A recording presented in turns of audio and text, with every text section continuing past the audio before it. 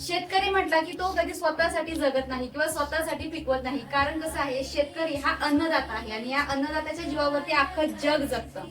त्याच्यामुळे आपण हे जे युनिट चालू केलेलं आहे, हा एका छोट्या किंवा एक छोटा व्यवसाय नाहीये. तर आपल्याला काय करायचं आहे की आपल्या भागातील जी स्ट्रॉबेरी आहे ती स्ट्रॉबेरीवरती प्रक्रिया करून आपण जाम तर बनवलेलाच आहे. त्याचबरोबर जे बाहेरच्या भागातील जे शेतकरी आहेत, जसे की टोमॅटो उत्पादक शेतकरी असेल, कांदा उत्पादक शेतकरी असेल किंवा केळी उत्पादक शेतकरी असेल, मोसंबी, डाळिंब, ड्रॅगन फ्रूट, वेगवेगळे फळांचे उत्पादक शेतकरी आहेत. तर त्या फळांवरती, व्हेजिटेबल वरती आपल्याला प्रक्रिया करून तो माल आपल्याला मार्केटमध्ये विकायचा आहे. तुम्ही जर बघितलं ना, बाहेरच्या भागांमध्ये बरेच असे शेतकरी आहेत, त्यांच्या मालाला दर मिळाला नाही ना की ती लोक काय करतात, ते शेतकरी रस्त्यावरती माल फेकून देतात. अक्षरशः इतकी वाईट परिस्थिती आहे बाहेरच्या शेतकऱ्यांची की बघून आपला आत्मा एकदम कापतो, अशी परिस्थिती आहे. तर त्या शेतकऱ्यांसाठी आपल्याला काम करायचं आहे आणि त्या हिशोबाने आपण 2 वर्ष काम करून हा छोटासा युनिट आपण चालू केलेला आहे, जेणेकरून आपल्या बरोबर इतर शेतकऱ्यांचाही बदल होणार आहे. या हिशोबाने आपण सुरुवात केलेली आहे. भले आता सुरुवात ही छोटी आहे, पण याचं जे स्वरूप आहे हे स्वरूप खूप मोठं असणार आहे. आता आपण बघायला गेलं तर एक शेतकरी,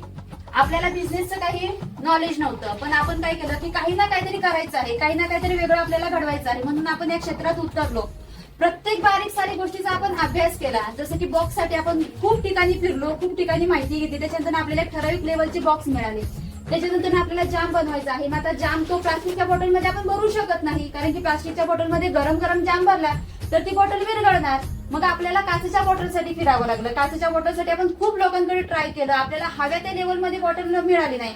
मग एका ठिकाणी आपल्याला बॉटल मिळाल्या, आता मग त्या बॉटल आपण बाहेरच्या भागातून मागवल्या. आता आपलं जे पॅकिंग आहे ते पॅकिंग ऑल इंडियामध्ये आपण विक्री करतो. आतापर्यंत आपण बेंगलोर, चेन्नई, गुजरात, कर्नाटक या ठिकाणी आपल्या ऑर्डर गेलेल्या आहेत खूप जास्त प्रमाणात.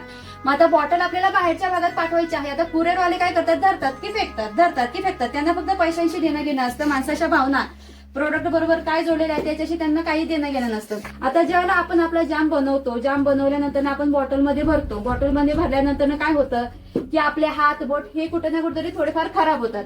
आता आपल्या हातांमध्ये बॅक्टेरिया आहे, आपल्या हातांमध्ये फंगस आहे. ज्यावेळेला आपण बॉटलला हात लावतो, मग हा बॅक्टेरिया, हे फंगस बॉटलला लागणार. मग काय होणार, बॉटलमध्ये जो जाम आहे तो जाम खराब होणार. मग आपण काय केलेलं आहे की ज्यावेळेला जाम आपण बॉटलमध्ये भरतो त्यावेळेला बॉटल आपण पूर्णपणे 100% स्टेरिलाइज करतो. आता स्टेरिलाइज करणं म्हणजे काय, कोणाला माहिती आहे का?